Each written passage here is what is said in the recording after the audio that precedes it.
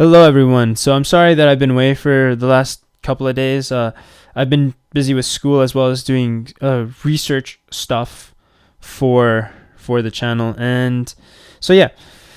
Um, Basically, you guys, I'm going to be going and answering a couple of questions that I think are, I want to move my channel into something instead of a gameplay channel, which is what I mainly used. Seeing as I ran out of videos to do, I was like, okay, I need something that I can do outside of just a sword and shield game, because hype dies down for it, right? People get their fill of the games and then they just stop watching videos. So I wanted to move the channel into something that lasts a little longer. And yeah, basically, I'm going to be answering a couple of questions regarding Pokemon. Now, the question in today's video is, can a Master Ball fail? And obviously, I mean, most of you, I hope, would know this, like at least what we were talking about, because you clicked on the video with the title in it and a thumbnail. So yeah. Anyways, can a Master Ball fail? Now, the short answer to this is potentially. It can potentially fail. However, the chance of it failing is so insignificantly small, it doesn't matter, right? So yeah, that's the short answer. So if you wanted to click off the video, now you can. But if you wanted to know why and where it can potentially fail, yeah, I'm about to explain that right now. So, basically, in Generation 1, so the original games that first came out, it can't fail.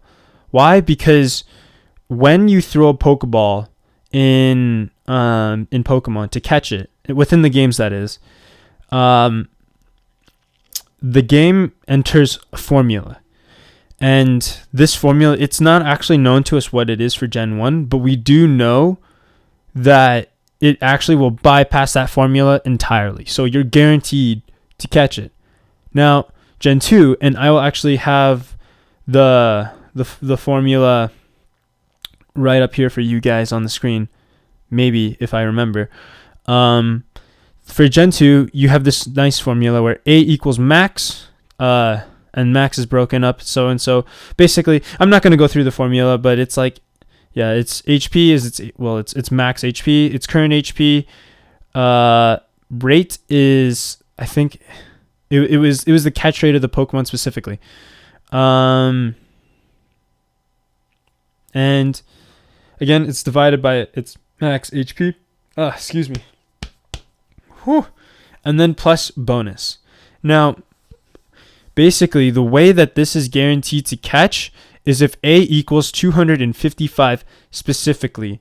And as the numbers so work out, in Gen 2, when you use the Master Ball, it would equate to exactly 255. So there's no chance for a Master Ball to fail in Gen 2. However, it is Gen 3 and 4 where things get interesting. Now, it's a very similar formula that I will again have on your guys' screen. And this formula, it's basically the same thing, except that now it takes it, instead of adding the bonus, it then multiplies by the bonus, and then multiplies the entire thing again by a bonus status.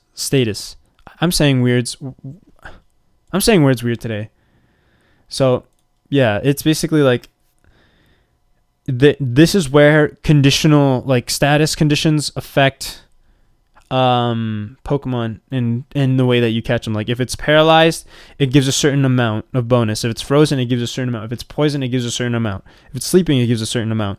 Now, this is where things get interesting, because the probability of a Pokemon, given the values of A for the formula that I just explained to you guys, it requires 4 shakes. And the thing with this math is that it approximates. Now, these 4 shakes can be calculated by using B over, so basically it's B over 65,535. All of that put in brackets to the power of 4, or quite simply, A divided by 255. However, when you use this method, there's a small rounding error when calculating B, so the approximation values are slightly inaccurate after any value basically greater than 200. And seeing as, again, we need to hit exactly 255, which is greater than 200, there is an instance where the result of B, where B equals 65,535, that's basically how you get the guaranteed catch rate. However, this method, when you put B into the formula, it basically, and A into the formula, it basically means that it has to equal 1. However, because of the rounding errors in the formula, it actually will equal not. It won't equal 1. It will equal 0.99994, or in other words, 99.994% chance of a successful capture. Now keep in mind, that is not 100. As previously stated in Gen 1 and Gen 2, it was 100. Like, there's no way around it, right? Because Gen 2 didn't use the shake thing. They just did the animation. Gen 1 just completely bypassed the formula. But Gen 3 and 4 used this. Now, when using this method of this complex, 3 times HP and stuff like that, it makes it so that way it only has a 99.994% chance of catching successfully with a MasterBall, which then means we now have an instance where the MasterBall can fail 0.006% chance of the time. Now that's like basically nothing. All right. Like, I want you guys to know that I think the rate of finding a shiny Pokemon is 8 times more likely to occur than a MasterBall failing. Like, that's how small this number is. Like, take however many shiny Pokemon you have without any of the multipliers, mind you, and this number is 8 times smaller. So basically, it's like if you just randomly run into a shiny Pokemon 8 times, that's how many times you have to do that before the MasterBall fails. So it basically equates to 0, because it's like you have to run into like 10 trillion Pokemon. That's not a mathematical expression. That's just me exaggerating. So yes, in other words, I could just end this video off right here and say that yes, the video, like, you can actually have an instance where a MasterBall will not catch a Pokemon. But, seeing as we have 4 more generations to go through, I thought, let's see what it's like for the other gens. So Gen 5 has this same issue. The only difference between Gen 5 and Gens 3 and 4 is that when the bonus status is put into the calculation, when the Pokemon is either frozen or asleep, it is 2.5 times. It's a 2.5 times multiplier, meaning it's 2.5 times more likely to catch, and has a catch. And basically, in Gen 5, there was such thing as catch power. And catch power is basically, it increases your likelihood of getting or catching a Pokemon. So it's basically the same thing, but now it's actually a little bit easier to catch Pokemon if you were to catch it by normal means without using a Master Ball. Gen 6 is the exact same as Gen 5, except O powers now, instead of giving a catch multiplier of like 2, I think it was, it now gives a catch multiplier of 1.5, 2, and 2.5, depending on your catch O powers level. And so, yeah, it is possible up until Gen 6 for a Master Ball to actually fail to catch a Pokemon. Now, there is Gen 7 and more recently Gen 8. But the thing with these two is that I actually couldn't find any solid articles about this. I mean, it almost was as if people stopped caring after Gen 7 or Gen 6. And so, for me, I found that, yeah, just overall, like, it's inconclusive, I guess, for Gen 7 and even more so for Gen 8, because we haven't had the chance to really crack at Gen 8 yet. So there's still so much about Gen 8 that we don't know, and we don't even know a whole lot about Gen 7, because I honestly think people just stopped caring after Gen 7, but, whatever, right? And so it's like, yeah, just, I think that overall, yeah, I don't like having the possibility of a Master Ball fail because, you know, in the description of the item, it says friggin' that it has 100% catch rate. And while theoretically that is correct, there is a small chance that the game actually won't catch a Master Ball or Pokemon having used a Master Ball. Now, of course, when I'm going into everything about this video, all the details and whatnot, I'm excluding situations where you can't use a Master Ball.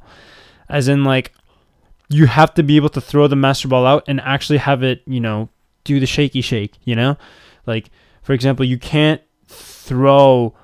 Well, you can throw a Master Ball, at least in some games. I don't know about some of the more recent games, but I do know in, like, Gen 4 games, and I remember having tried this, you can throw a Master Ball out and having the Pokemon just deflect it. That's a guaranteed fail.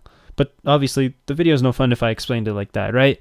So the video was basically, and I guess I should have explained this earlier, the video was exclusively talking about whether or not if you threw the Pokeball out and it was in the process of catching a Pokemon, can that process fail? That's basically what I was kind of going towards with the videos. So, yeah. I don't know. What are your guys' thoughts on this? Because it's weird that there is a chance to fail. Like, I think that it would be so much smarter in your code to have it so that way, you know, it does bypass the formula entirely. And when you throw a Master Ball, it completely bypasses the formulas, but people have found ways within the game.